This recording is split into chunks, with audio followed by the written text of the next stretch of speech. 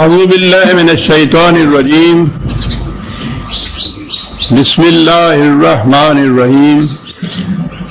عزیزان من، آج نومبر 1983 کی 11 تاریخ ہے اور درس قرآن کریم کا آغاز سورہ القلم کی آیت 42 سے ہو رہا ہے، 68/42۔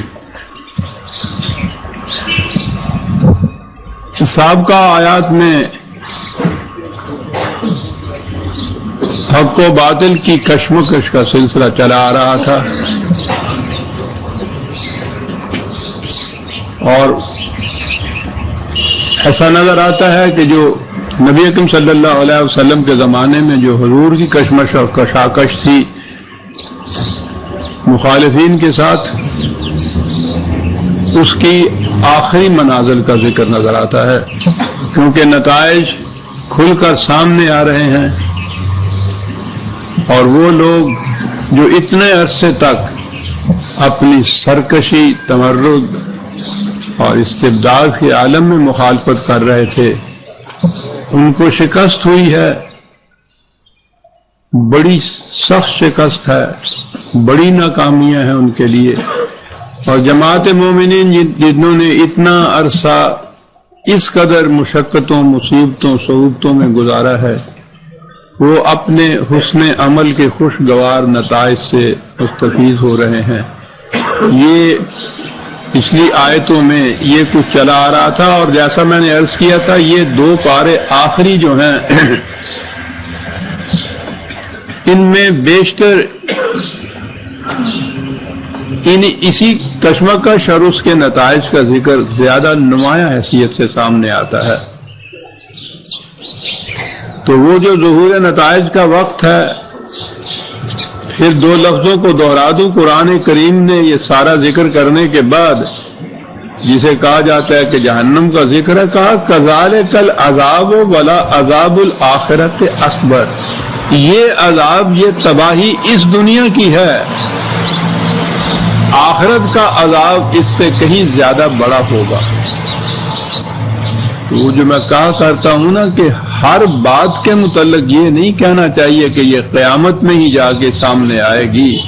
قرآن کہہ رہا ہے، جو ذکر کر رہا ہے اس قسم کی تباہیوں کا جو ان کے اوپر مسلط ہوئی تھی، کہ یہ اس دنیا کا عذاب ہے اور آخرت کا عذاب تو اس سے کہیں زیادہ بڑا ہے، وہ آخرت میں جا کے ہوگا۔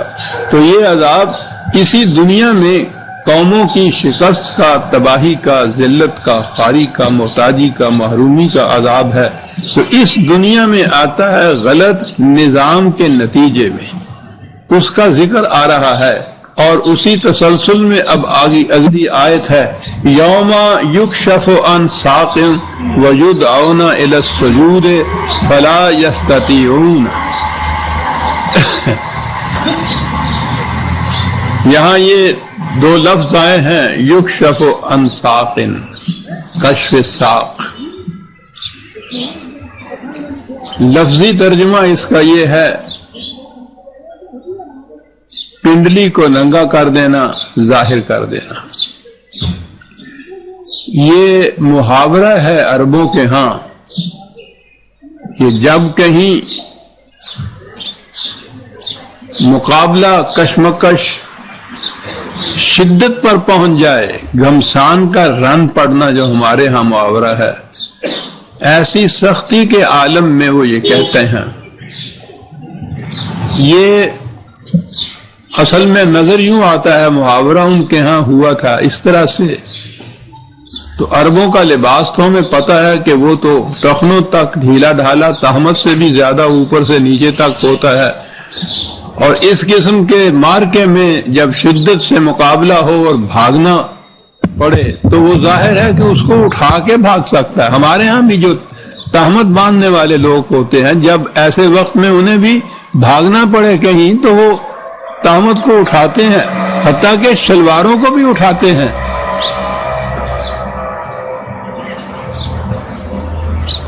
ساڈے پنجابی جو نو ٹونگ لینا کہندے سن کہ ذرا ٹونگ لاؤ انہوں۔ یہ جو اور اس سے پنڈلی کا ننگا ہونا، تو وہ تو ان کے ہاں کا تو لباس ہی ایسا تھا کہ اس کے ساتھ تو وہ بھاگ ہی نہیں سکتے تھے جب تک اسے اٹھا نہ لیں، اور اس کے اٹھانے سے بہرحال پنڈلی ننگی ہو جاتی تھی۔ تو اس سے یعنی نظر یہ آتا ہے کہ اس سے محاورہ تھا ان کے ہاں یہ کہ جب شدت کیا کی سختی کہیں ہو، مارکا ہو، پریشانی ہو، کشمکش ہو، تو اس میں یہ کہا کرتے تھے کہ وہاں تو پنڈلیاں بھی ننگی ہو گئیں۔ تو اس محاورے کی روح سے بتایا ہے قرآن نے، یہ جو شدت سی مار کا آرائی کی، اس کا نقشہ ان دو لفظوں میں کھینچا۔ لیکن ہمارے ہاں تو آپ ترجمے میں بھی یہ دیکھیں گے، اور پھر تفسیروں میں تو یہ ہوگا، جب یہ قیامت کا ہی ذکر ہوگا تو پھر یہ پنڈلی کا، تو پھر وہاں یہ ہے کہ یہ جو لوگ یہاں کے متکبر اور سرکش تھے، وہاں قیامت میں بھی اسی طرح سے سرکشی، اسی طرح سر اٹھائے ہوئے تکبر کے فخر کے ساتھ خدا کے سامنے آئیں گے، جھکیں گے نہیں کسی طرح سے بھی۔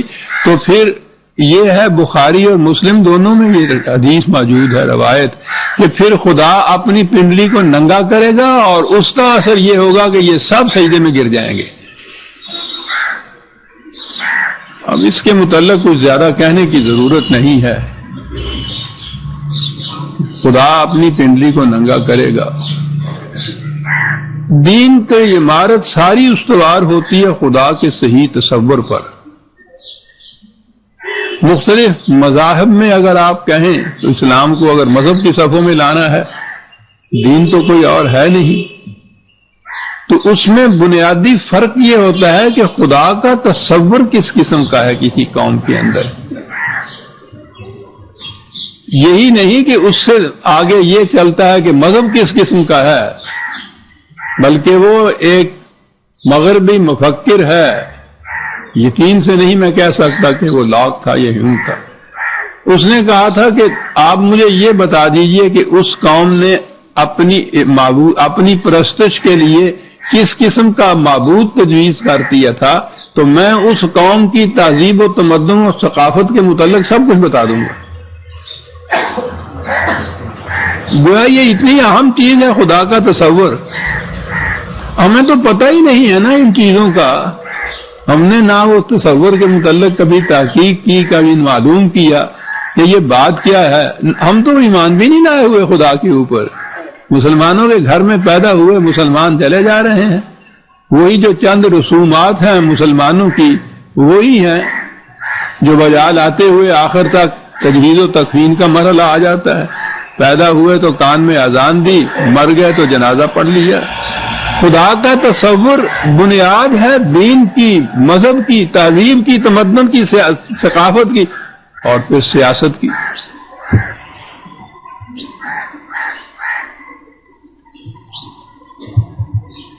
تو یہ جو تصور ہے خدا کا کہ قیامت میں کسی اور طریق سے یہ لوگ جھکیں گے نہیں تو خدا اپنی پنڈلی ننگی کر دے گا، تو کس قسم کا خدا سامنے آتا ہے اس سے ہمارے؟ خدا اور اس کی پنڈلی پھر وہ کپڑا اس سے اٹھا کے ننگی کر دے گا۔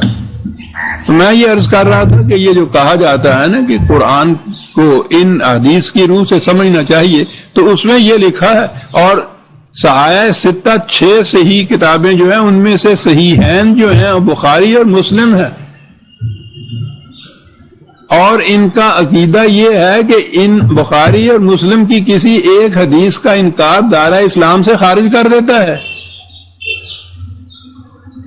اگر آپ اسے نہ مانیں کہ صاحب خدا اپنی پنڈلی ننگی کر دے گا، تو اس عقیدے کی روح سے آپ مسلمان ہی نہیں رہتے۔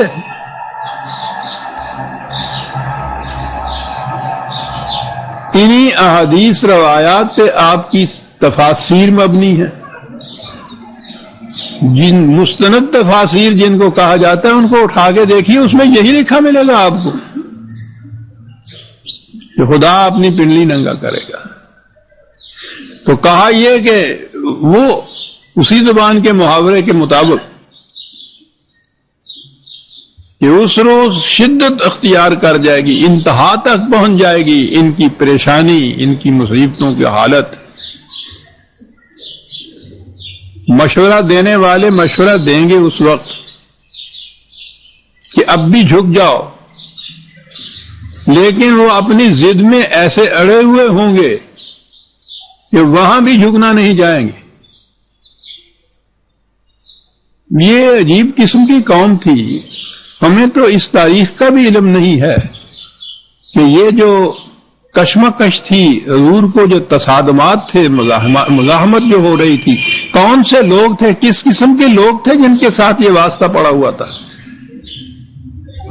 یہ نہ جھکنے والے لوگوں کی کیفیت یہ جو بدر کے میدان میں ابو جہل کا سر کاٹنے لگے، وہ دو لڑکے تھے ساتھی میں بیٹھ کے وہ سر کاٹنے لگے، تو اس نے کہا کہ یہ ذرا گردن نیچے سے کاٹنا، یہاں سے۔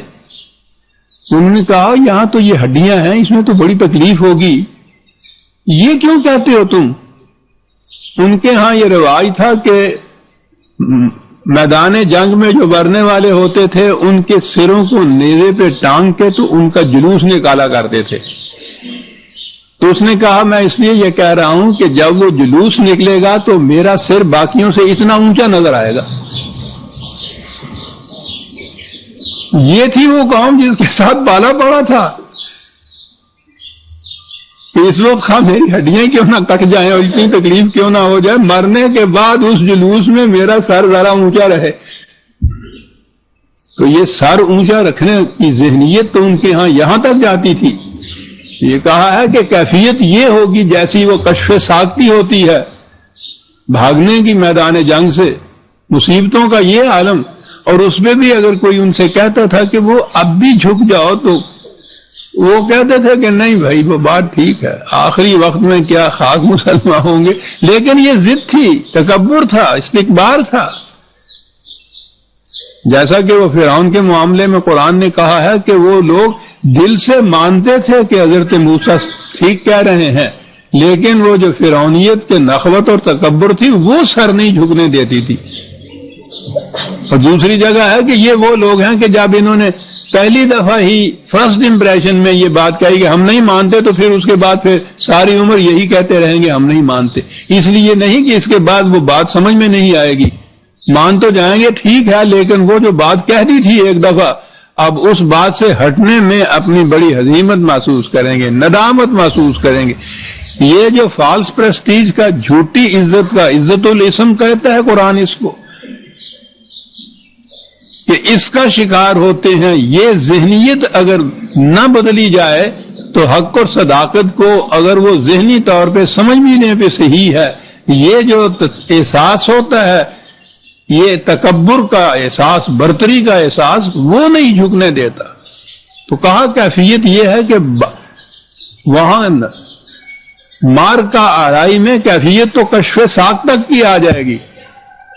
کوئی مشورہ بھی دے گا کہ اب بھی تسلیم کر لی جائے، لیکن پھر بھی اس کے اوپر نہیں مانیں گے، جھکیں گے نہیں۔ وہ تباہی سے بچنے کا سامان اس وقت بھی نہیں کریں گے۔ یہ ہے یہ یستطیعون خاشعۃ ابصارہم ترہقہم ذلۃ، کیفیت یہ کہ شکست سے، ندامت سے آنکھیں جھکی ہوئی، جیسے یہ بھی محاورہ ہے روح سیاہی جسے کہتے ہیں، ندامت کی، شرم کی، چہرے پہ کالک ملی ہوئی جسے کہتے ہیں، اس قدر ذلیل و خوار۔ وَقَدْ كَانُوا يُدْعَوْنَ إِلَى السُّجُودِ وَهُمْ سَالِمُونَ، یہ اس زمانے میں جب ابھی انہوں نے یہ شکست نہیں کھائی تھی، اچھے بھلے تھے، اس زمانے میں ان کو دعوت دی جاتی تھی صداقت کی طرف، اسلام کی طرف، اس وقت یہ نہیں مانتے تھے۔ اب بھی اسی نخوت کے جذبے کے ماتحت یہ کہتے ہیں کہ اب کیا ماننا ہے صاحب۔ یہ جو جذبہ اصل میں نسب کا جذبہ تھا ان کے ہاں، تفاخر نسبی تھی، لیکن یہ اس قدر ان کے رگ و پے میں سرات کر چکا ہوا تھا کہ وہ ہماری تاریخ کے اندر جب ہے، اگر نبی اکرم صلی اللہ علیہ وسلم کے چچا ابو طالب جو تھے تو وہ تو بہرحال فرقہ دارانہ مجھے بحث نہیں بحث کرنے کی، میں کہہ رہا ہوں کہ یہ سنیوں کے ہاں کی تاریخ میں تو یہی ہے کہ آپ کے چچا تھے، تعلقات ایسے تھے۔ تو آخری وقت میں آپ نے ان سے کہا چچا سے کہ آپ تو میری زندگی کو آپ کے سامنے گزری ہے، آپ کے ہاتھوں میں میری پرورش ہوئی ہے، آپ جانتے بھی ہیں، میری جو دعوت ہے اس کو بھی آپ جانتے ہیں، تو آخری وقت ہے، اب تو اسے تسلیم کر لیجئے۔ انہوں نے کہا کہ بیٹا یہ ٹھیک ہے کہ میں جانتا ہوں کہ یہ بات سچی ہے، لیکن اس وقت میں نے اگر تسلیم کیا قوم یہ کہے گی کہ موت سے ڈر کے ایمان قبول کر لیا، اس لیے جانے دو۔ یہ عین اس قوم کی ذہنیت کی ترجمانی کرتی ہے یہ چیز۔ اور آج بھی جو بڑے بڑے آپ کو ہاں فن خواہ ہوتے ہیں ان کی کیفیت یہ ہوتی ہے کہ دل سے وہ مانتے ہیں کہ ٹھیک ہے، لیکن جھکنا نہیں چاہتے۔ اور اصل ذہنیت یہی ہے کہ جب یہ بات سمجھ میں آ جائے کہ صداقت وہاں موجود ہے تو پھر یہ جھوٹا فخر اور تکبر جو ہے اس سے الگ ہٹ کر اس کے سامنے جھک جائے۔ اس وقت جھکنا ہی عین بزرگی اور عظمت ہے۔ لیکن یہ جو ابتدا ہوتی تھی نسلی اور نسبی تفاخر کی ان کے ہاں، اور پھر وہ زندگی کے ہر شعبے میں ان کے ہاں سچ کے ماننے کے راستے میں آڑے آتی تھی، آج بھی وہی کیفیت ہوتی ہے لوگوں کی۔ کہا یہ ان کی کیفیت، اور آگے یہ بات رسول اللہ سے کہا گیا کہ آپ ان سے نہ گھبرائیے، آپ اپنے پروگرام پر اسی طرح استقامت سے کار فرما رہیے۔ باقی رہے یہ ایک لفظ ہے فَذَرْنِي وَمَنْ يُكَذِّبُ بِهَذَا الْحَدِيثِ، جو لوگ اس کی تکذیب کرتے ہیں صداقت کی انہیں میرے حوالے کر دو۔ تو آپ سوچ لیجئے جن نے پھر خدا کا حوالہ کر دیا، چھوڑ دو انہیں میرے ہاں سے، میں جن کہنے نا میں آپ سج لاں گا انہاں نال، وہ میں سمجھ لوں گا جو محاورہ ہے، تو وہ سج لین کی جیڑی گل ہے نا وہ سمجھ لینے میں بات نہیں بنتی، کیوں بیٹی ٹھیک ہے نا۔ اور کیا انداز ہے بات کہنے کا کہ آپ اپنے پروگرام پہ چلے جائیے، ان کے متعلق وری نہ کیجئے، انہیں میرے حوالے کر دیجئے۔ آپ سوچ لیجئے کہ پھر جس مجرم کو خدا کے حوالے کر دیا جائے کہ آپ نپٹ لیجئے اس سے، تو پھر اس کا اندام کیا ہوگا؟ کیا انداز ہے قرآن کی بات کرنے کا؟ انہیں میرے حوالے کر دیجئے صاحب۔ کیا کروں گا میں ان کے ساتھ؟ جھپٹ کر ٹینٹوا نہیں دبا دوں گا۔ بڑی عجیب چیز ہے صاحب۔ یہ قانون مکافات تو بار بار ہمارے سامنے آتا ہے، انسان کے ہر عمل کا نتیجہ، قوموں کی روش کا نتیجہ، غلط نظام کا نتیجہ، لیکن یہ پہلے دن ہی سامنے نہیں آ جاتا، یہ آہستہ آہستہ بڑھتی چلی جاتی ہے اس کے نتائج جو ہیں۔ چھوٹے چھوٹے جھٹکے بھی آتے ہیں غلط نظام کے، وہ شیک کرنا جسے کہتے ہیں، یہ چیز بھی ہوتی ہے کہ اب بھی یہ ممکن ہے سمجھ جائیں، اب بھی اصلاح کر لیں، وہ بڑھتے چلے جاتے ہیں۔ بتدریج یہ چیز ہوتی ہے، فوری طور پر نہیں ہوتی، اور اسی کو مہلت کا وقفہ ریسپائٹ کہا جاتا ہے۔ اور وہ اصل میں تو مصلحت یہی ہوتی ہے کہ اس دوران میں ادھر سے یہ تاکید ہے نبی اکرم صلی اللہ علیہ وسلم اور صحابہ کو کہ ان کے ساتھ معاملات قطع تعلق بھی کر لو، ٹھیک ہے، لیکن قرآن کا پیغام پہنچاتے چلے جاؤ تاکہ یہ بات نہ ہو کہ کوئی اس لیے ہلاک ہو جائے کہ اس تک قرآن کا پیغام نہیں پہنچا تھا۔ تو یہ جو وقفہ ہوتا ہے جس میں یہ آہستہ آہستہ تباہی کی طرف قوم جا رہی ہوتی ہے، قرآن کا پیغام پہنچانے والوں کی ذمہ داری ہے کہ اس زمانے میں بھی ان تک پیغام پہنچاتے رہیں۔ ممکن ہے سعید روحیں ایسی ہوں کہ جو پھر اس پہ آ جائیں اور بچ جائیں تباہی سے، یعنی یہ کوئی خدا کا اپنا فائدہ نہیں ہے۔ یہ جو حق و صداقت والی جماعت ہے ان کے لیے بھی کوئی یہ نہیں کہ ووٹ سے زیادہ آ جائیں گے، تاکہ یہ بچ جائیں تباہی سے۔ قرآن نے یہ کہا ہے کہ اس پر بھی قطع تعلق معاشرتی تو کر لو ان سے کہ یہ ہیں ہی ایسے، لیکن اس کے باوجود قرآن کا پیغام پہنچاتے جاؤ تاکہ کوئی شخص اس لیے ہلاک نہ ہو جائے کہ حق کی آواز اس کے کان تک نہیں پہنچی تھی۔ تو گویا یہ جو وقفہ ہوتا ہے مہلت کا، اس میں یہی مقصد ہوتا ہے کہ ممکن ہے یہ لوگ اب بھی سعادت میں، لیکن وہ نہیں سنتے ہیں، نہیں مانتے، ان کی ضد، ان کی نخوت، ان کا تکبر اسے نہیں آنے دیتا، وہ اپنی غلط روش میں بڑھتے چلے جاتے ہیں، اور پھر اس غلط فریب نفس میں بھی مبتلا ہوتے ہیں کہ ہم اتنا کچھ کرتے ہیں، یہ کہتے ہیں تباہ ہو جائے گا، ہمارا تو کچھ بگڑ نہیں رہا، اس میں بھی ان کو مغالطہ لگ جاتا ہے۔ تو یہ جو آہستہ آہستہ آگے جانا ہے نا، قرآن کی لفظی ندرت کاریوں کا بھی یہاں دیکھیے ایک لفظ جو ہے، کہا تو یہ ہے کہ ان کو چھوڑ دو، میرے حوالے کر دو، میں نپٹ لوں گا، لیکن وہ میں نے کہا ہے نا کہ بتدریج آؤں گا، یہ ایک لفظ ہے، اس لفظ کو بھی آپ جلدی سے نہیں بول سکتے، اس میں بھی درجہ بدرجہ قدم بقدم آگے آنا پڑتا ہے۔ لفظ ہے سَنَسْتَدْرِجُهُمْ،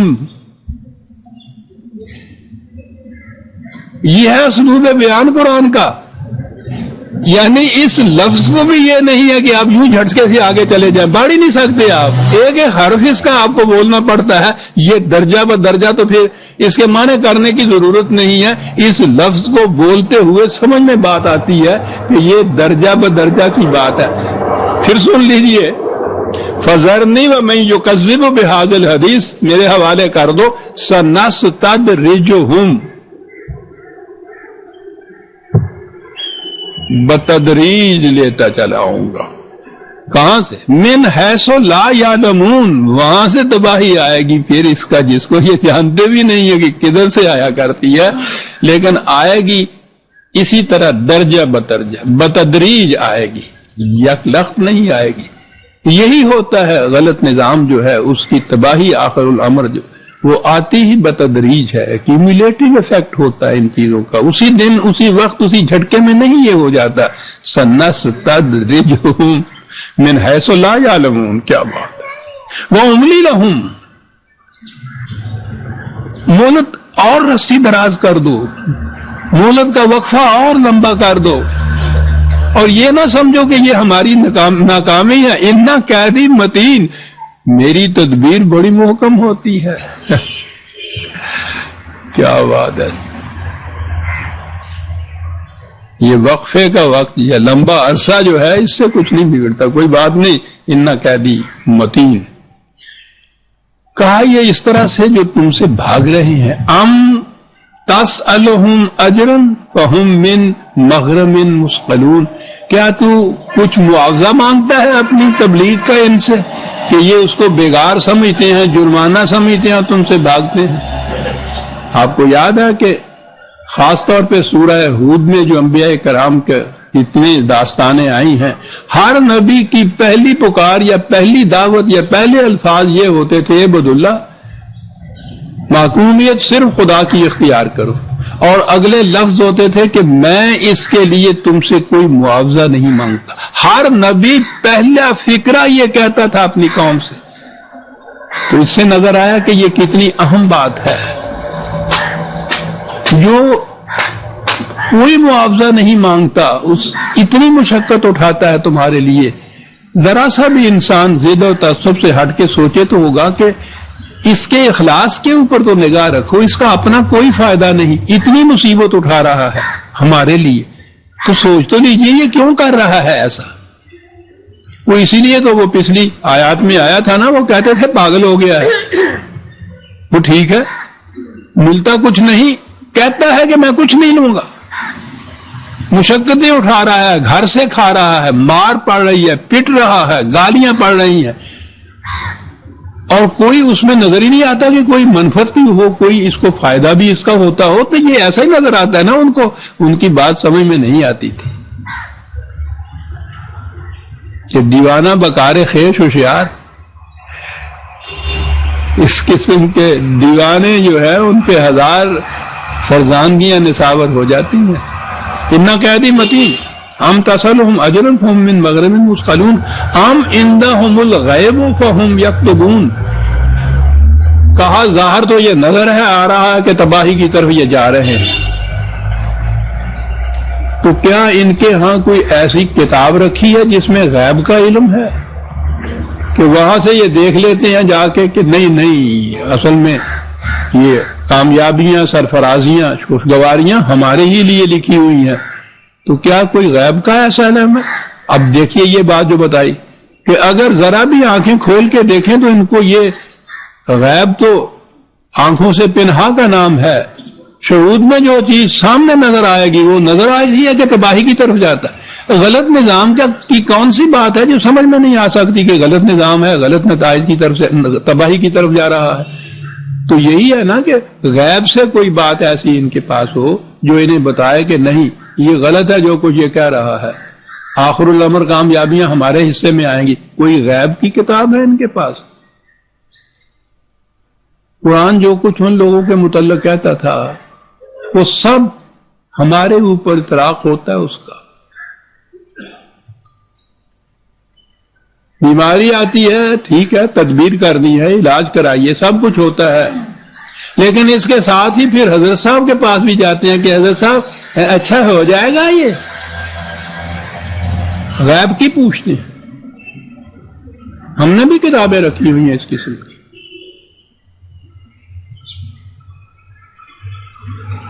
ہر بات کے متعلق ہم پوچھتے ہیں حضرت صاحب سے۔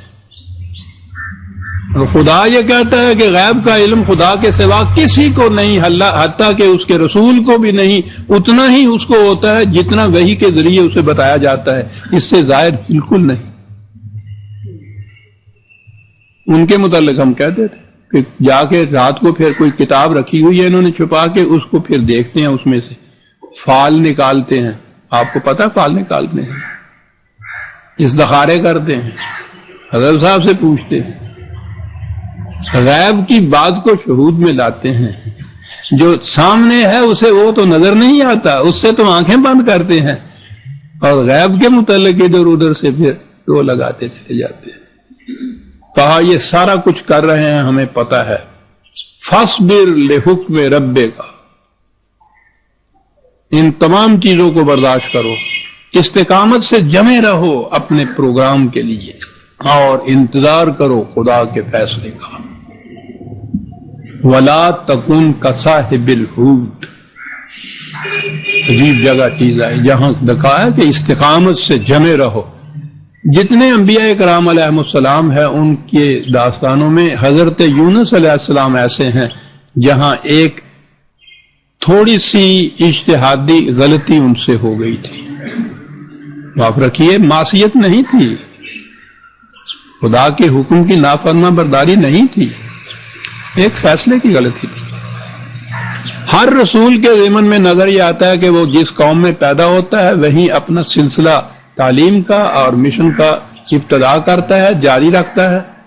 پھر ایک وقت ایسا آ جاتا ہے کہ اس میں معاشرے میں جتنی سعید روحیں تھیں وہ ان کے ساتھ ہو جاتی ہیں، حق و صداقت قبول کر لیتی ہیں، باقی صرف اندھی مخالفت میں لیے باقی رہ جاتے ہیں۔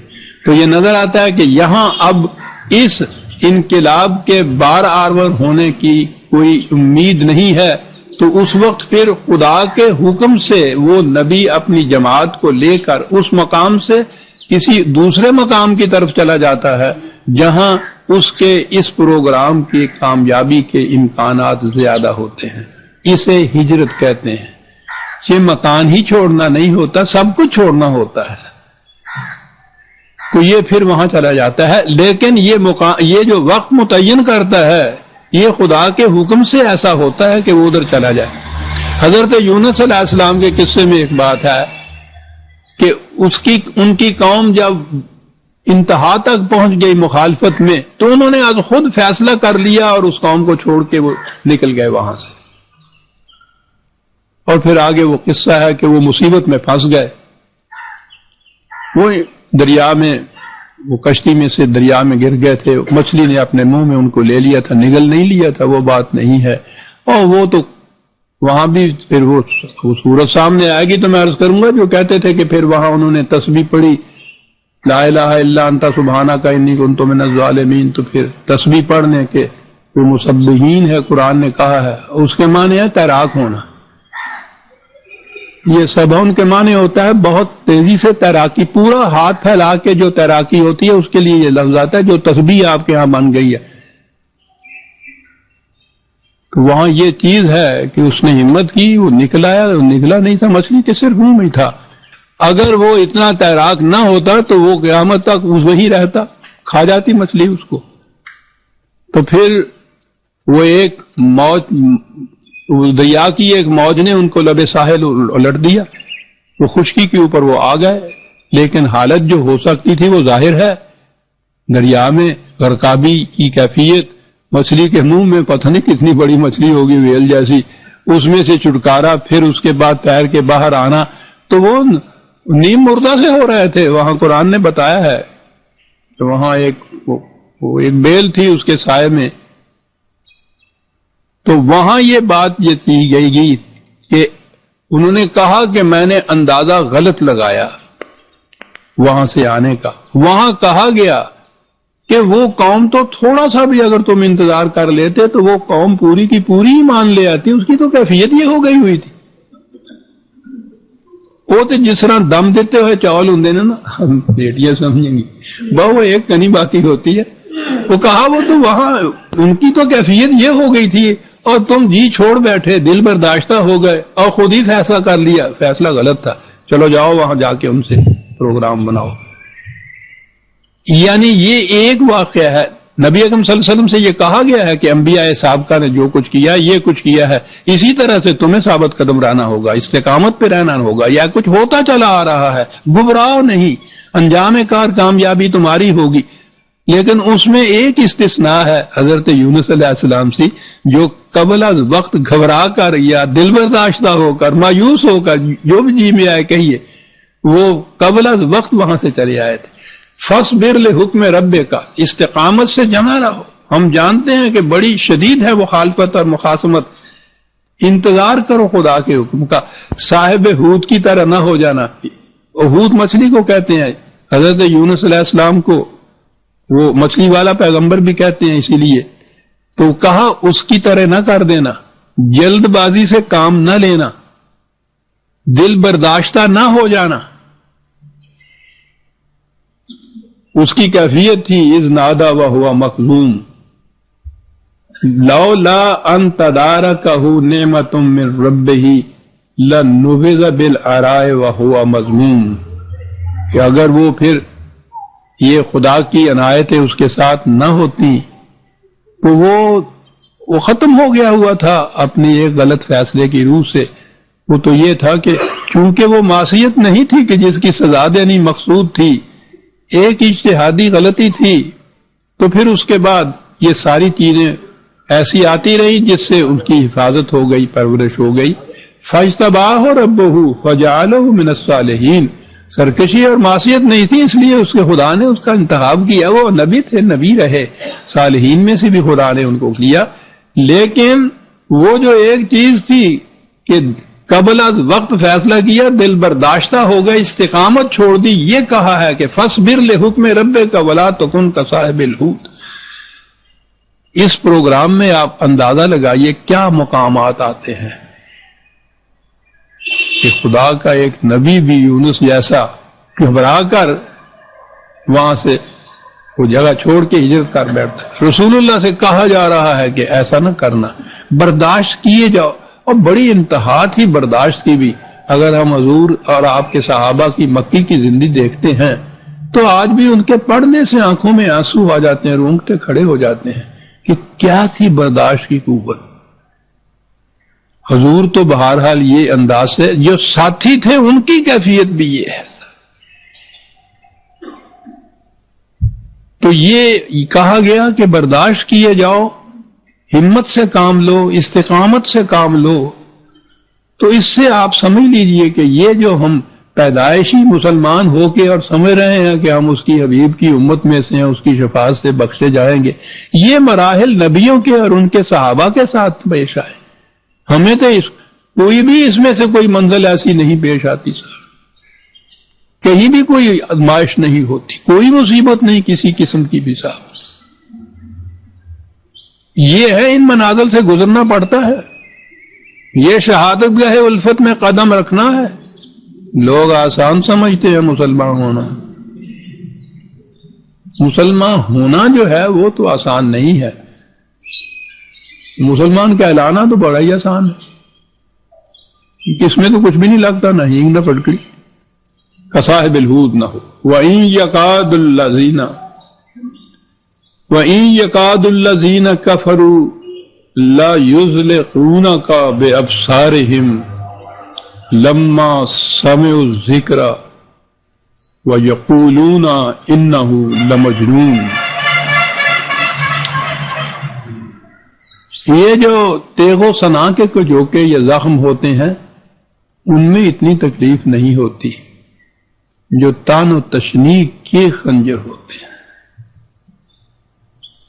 مرنے والا تو فقط بات سے مر جاتا ہے.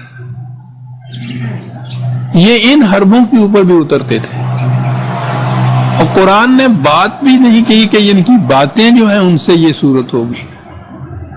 کہا جس انداز سے یہ تمہیں دیکھتے ہیں ہمیں معلوم ہے کہ تم پہ اس سے بھی کیا گزرتی ہے.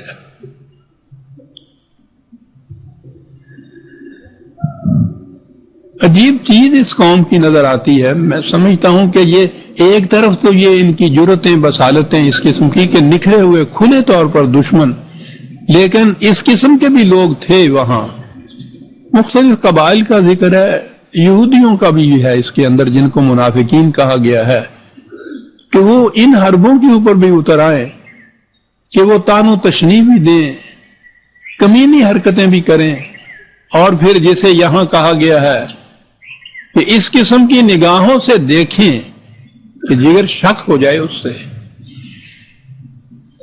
کہا یہ بھی کوشش کریں گے اور ساری بات اس لیے یہ کریں گے کہ تم اپنے مقام سے ذرا پھسل جاؤ. آپ کو معلوم ہے کہ قرآن میں ان کے متعلق یہ ہے کہ یہ کوشش کرتے تھے کہ کچھ کمپرومائز کی شکل نکلا ہے، مفاہمت کی نکلا ہے شکل، یعنی پورا زور پہلے لگا لیا کہ شکست دے دیں، وہ نہیں ہو سکا تو پھر اگلا حربہ یہ ہوتا ہے ان کمزوروں کا. اور منافقین ہیں کہ جو مفاہمت کے لیے کہتے ہیں یہ مفاہمت پہ آتے ہیں. جو حق پر ہوتا ہے وہ مفاہمت کے لیے کسی سے کچھ کہنا تو ایک طرف، وہ تو مفاہمت پہ آتا بھی نہیں ہے، آ سکتا ہی نہیں ہے. وہ چاہے جائے کہ وہ دوسرے سے کہے کہ آئیے کچھ کمپرومائز کر لیں، کچھ تم جھکو کچھ میں جھکتا ہوں، کچھ تم پیچھے ہٹو کچھ میں آگے بڑھتا ہوں. یہ وہی کرے گا کہ جو حق پر نہیں ہوگا. یہ مصالحتی اسلام جو ہے، یہ نظریہ ضرورت کا اسلام جسے کہا جاتا ہے، وہ کمپرومائز ہے، وہ مصالحت ہے. جو حق پر ہے وہ مصالحت نہیں کر سکتا. وہ تو جان دے دے گا لیکن 2 اور 2 5 نہیں کہے گا.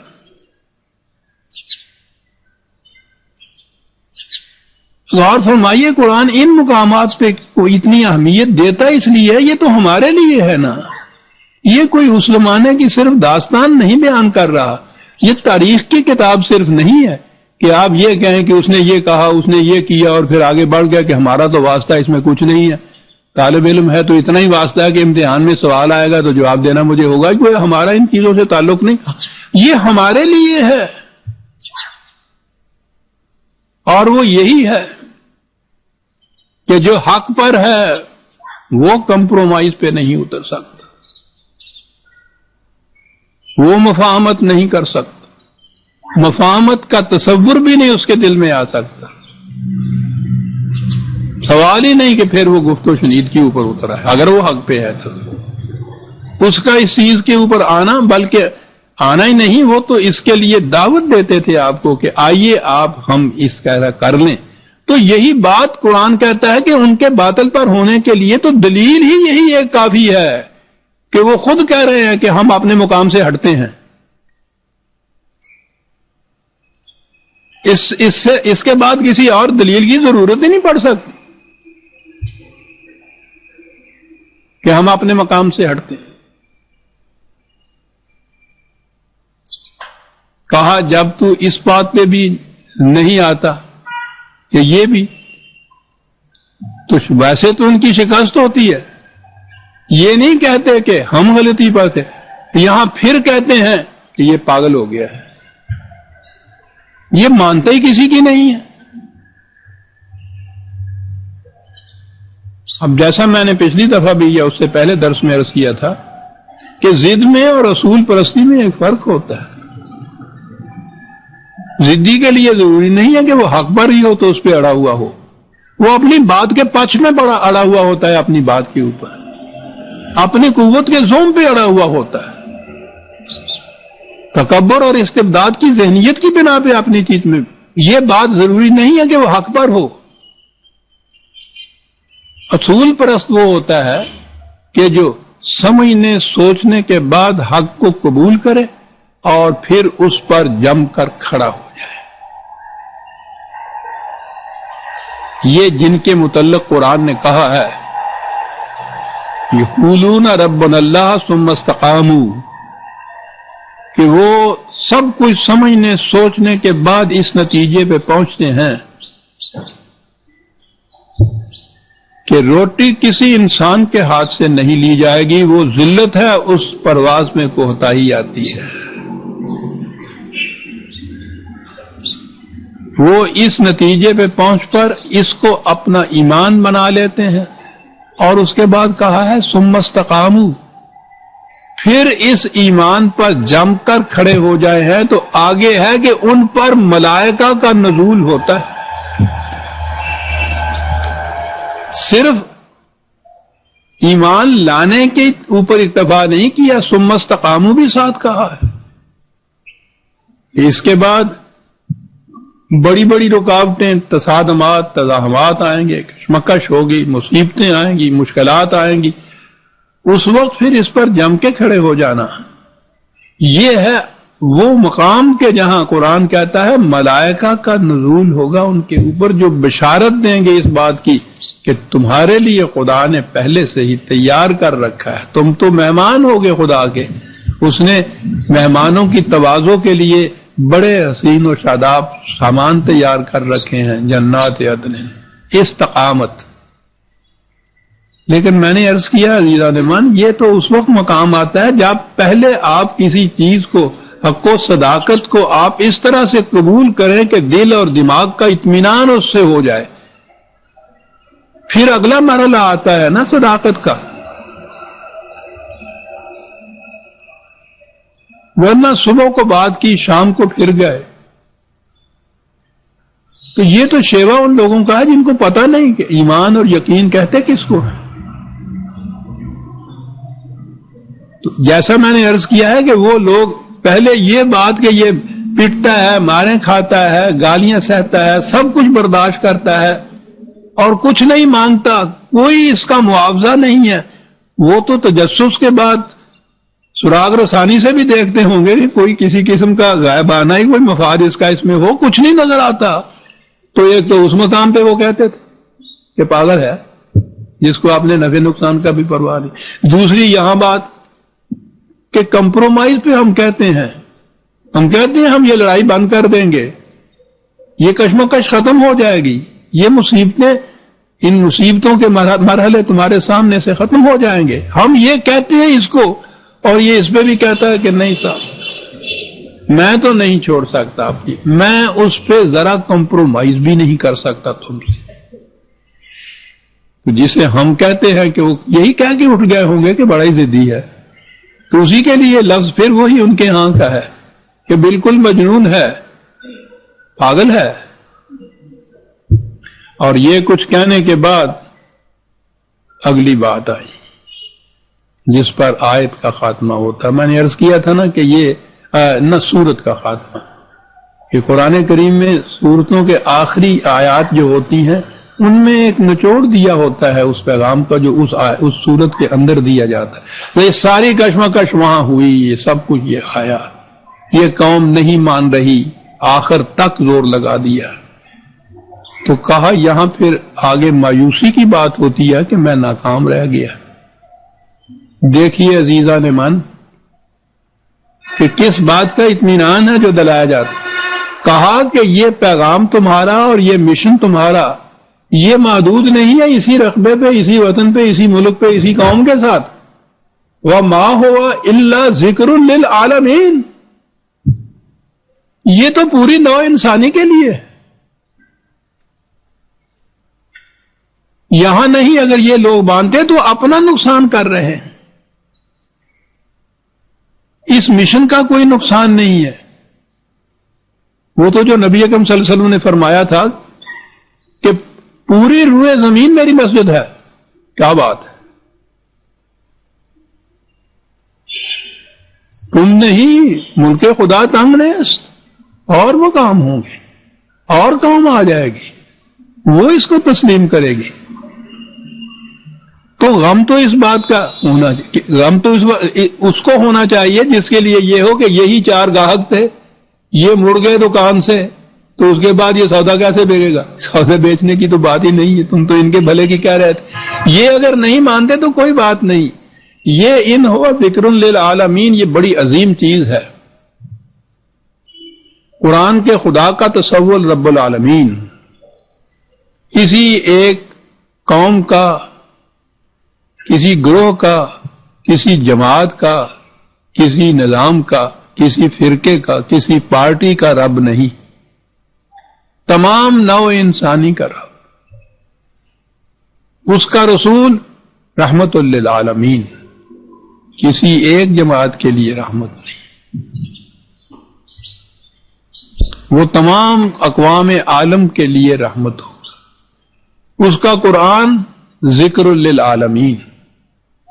اب ذکر کے معنی اگر گائیڈنس یا رہنمائی یا یاد دہانی ہے یہ بھی لیجئے، اور ذکر کے معنی اگر شرف اور اجتباء لیجئے، یہ بھی معنی ہے نا عربی زبان میں ذکر کے. تو یہ جو پوری انسانیت کے لیے باعث عزت افزائی ہوگا، باعث شرف ہوگا. تو یہ بات نہیں کہ اگر یہ قوم مخاطب مخالفت کرتی ہے اور اسے تسلیم نہیں کرتی تو اس سے یہ نظام فیل ہو جائے گا، یہ پیغام ناکام رہ جائے گا. یہ یہاں ہی کے لیے نہیں ہے، پوری نوع انسانی کے لیے، اور پھر نوع انسانی تو قیامت تک کے لیے ہے نا. ختم نبوت کے بھی معنی یہ ہیں کہ اس کے بعد اور نبی بھی نہیں آئے گا. نبوت کا اجرا رہے تو کچھ عرصے کے بعد پھر دوسرے نبی کی نبوت کا دور شروع ہو جاتا ہے. تو ہو سکتا ہے قوم بھی اس کی دوسری ہو، ملک بھی دوسرا ہو، جماعت اپنی بھی دوسری ہو، لیکن جب نبوت کا خاتمہ ہو گیا تو ختم نبوت تو بعد پھر پیغام رسالت ہی باقی رہتا ہے.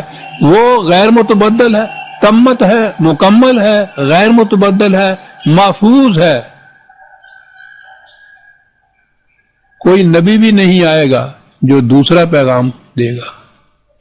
اور اگر یہ قوم مخاطب جو تمہاری ہے یہ اس کو اپنا کے اس کو عملاً متشکل نہیں کرتی، اس نظام کا کچھ نہیں بگڑتا. قرآن نے کئی مقامات پہ کہا ہے کہ یہ کرو گے تو یستبدل قوم، تمہاری جگہ دوسری قوم لے لے گی، اور وہ کہا ہے کہ وہ پھر تمہارے جیسی نہیں ہوگی. یعنی یہ سبسٹیٹیوشن ایسا نہیں ہے کہ اسی قسم کی ایک اور قوم آ جائے. یہ جو بزور شمشیر یا قوت کے زور پہ جو مملکتیں حاصل ہوتی ہیں وہ تو جس قسم کی مستبد ایک قوم ہوتی ہے اس سے زیادہ مستبد دوسری قوم آتی ہے، اس سے بہتر نہیں ہوتی.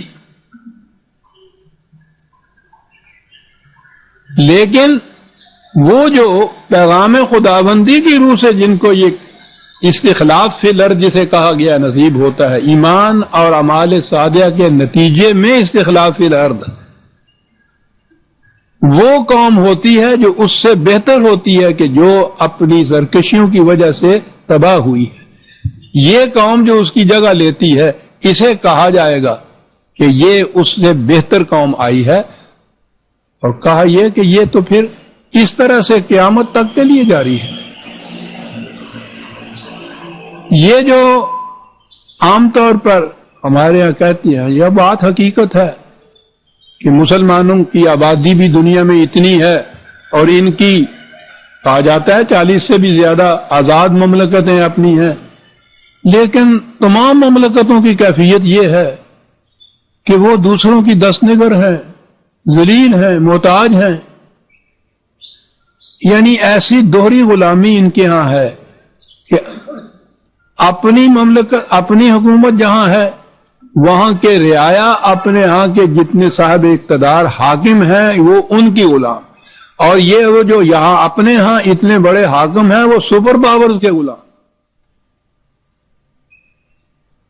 کوئی ایک قوم بھی ایسی نہیں ہے، مسلمانوں کا کوئی ایک مملکت بھی ایسی نہیں ہے کہ عام معیار کے مطابق ہی صحیح کہ سپر پاور میں ہی اس کا شمار ہو جائے۔ جو مصیبت پڑتی ہے ان پہ آ کر اس کے لیے کچھ نہیں یہ کر پاتے، یو این او میں جا کے ایک ریزولیشن پر، وہ ریزولیشن وہاں سے پاس بھی کرا لیتے ہیں، وہ ویٹو کی پاور 2 کو دی ہوئی ہے وہ اسی وقت مسترد کر دیتی ہے، اور یہ اسی طرح سے اپنی جھولی خالی لے کے گھر واپس آ جاتی ہے۔ یہ چیز کہ اسلام ان میں سے کسی کے ہاں نہیں ہے، یہ کچھ میرے کہنے کی بات نہیں کہ میں فتوے لگاتا ہوں، قرآن نے یہ کہا ہوا ہے کہ یہ حقیقت ہے کہ کوئی بھی غیر مسلم جماعت کے اوپر غالب آ ہی نہیں سکتا۔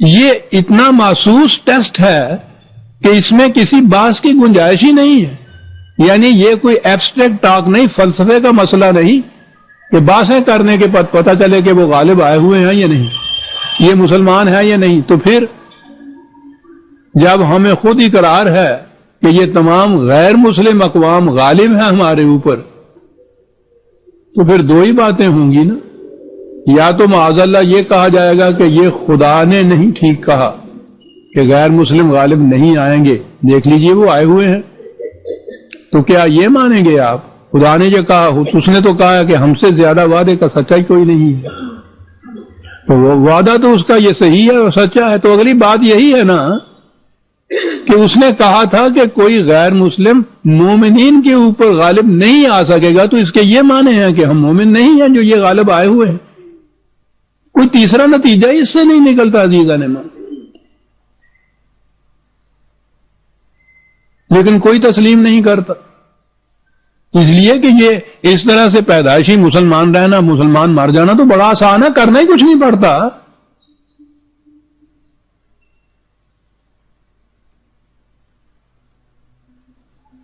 اس جنت سے کس کا جی چاہتا ہے کہ وہ نکل جائے جو اتنی آسانی سے مل جائے؟ بیشتے فی سبیل اللہ ہمس، جو کہا اقبال نے، بھگو ہندی مسلمان آ کے خوش باش موج کر، بیشتے فی سبیل اللہ ہمس، اللہ واسطے بھی بیشت مل جاتی ہے۔ یہاں بھی جو کوئی لیتے ہیں بخشیش کے طور پہ لیتے ہیں، گداگری کا وہ پیالہ لیے ہوئے آدمی پھر رہے ہیں، وہاں جا کے بھی جنت جو ہے وہ بخشیش میں ہی مانگتے ہیں، اللہ بخش دے گا، یعنی ہماری زبان پہ یہ بات بخشیش میں مانگتے ہیں۔ وہ کہتا ہے کہ جنت جن کو دی جائے گی ان سے کہا جائے گا بما کانوا یعملون، یہ تمہارے حسن عمل کا نتیجہ ہے جو تمہیں دیا جائے گا، اور اس کے بعد کہا ہے کہ پھر اس جنت سے تم اس طرح نہیں نکالے جاؤ گے جس طرح تمہارا باپ نکالا گیا تھا، بابا آدم جس کو کہتے ہیں، وہ اس لیے کہ اس کو وہ جنت بخشیش میں ملی ہوئی تھی، اسے اس کے عمل کا نتیجہ نہیں تھی، ایک لغزش ہوئی اور باہر۔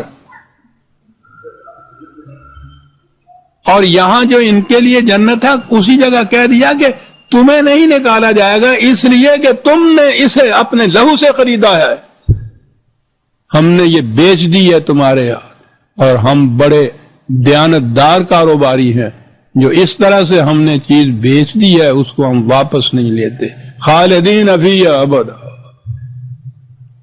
اس میں ہمیشگی ہے جو اس طرح سے جنت خریدی جائے گی۔ تو یہ جو ذکر للعالمین ہے اس کے یہ معنی ہیں کہ یہ نہیں ہے کہ مسلمانوں کے گھر پیدا ہو جانے والی قوم جو تھا یہ انہی تک محدود ہے، اس سے آگے نہیں ہے، یہ تو سوال نہیں۔ آپ کو معلوم ہے قرآن میں ایک جگہ نہیں تو ایک مقام کے اوپر یا ایھا الذین آمنوا آمنوا باللہ، اے وہ جو اپنے آپ کو مسلمان کہتے ہو ایمان لاؤ خدا پر، وہ تو ہم سے مطالبہ کرتا ہے ایمان لانے کا۔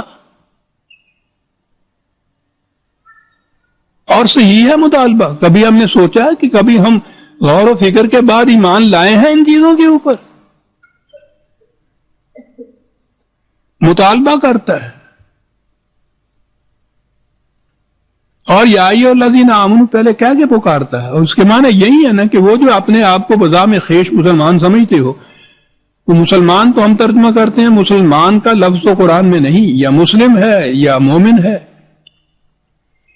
تو جو بھی اپنے آپ کو یہ سمجھتے ہو آمنوا باللہ، وہ ایمان لاؤ. تم ایمان لا کے مسلمان نہیں ہوئے ہو، وہ تو ہمارے مسلمان ہونے کو تسلیم ہی نہیں کرتا. ٹھیک ہے قومی حیثیت سے ٹھیک ہے، مسلمان قوم ہے، قرآن کی حیثیت سے یہ مومن تو نہیں ہے. تو وہ جو کہا گیا تھا کہ غیر مسلم تم پہ غالب نہیں آ سکیں گے، وہ مومنین کے لیے کہا گیا تھا. آج بھی اگر یہ مسلمان جو پیدائشی ہے، قومی ہے، وہ آج بھی قرآن کے مطابق اگر ایمان لے آئے تو پھر دیکھے واقعی کوئی غیر مسلم ان کے اوپر غالب نہیں آ سکتا، کیونکہ یہ اور خدا دونوں پھر ایک طرف ہوں گے. سورہ القلم ختم ہو گئی ویزا نمان. اگلے درس میں سورہ الحاقہ 69 سورت جو ہے اسے شروع کریں گے. ربنا تقبل منا انک انت السمیع العلیم. شکریہ.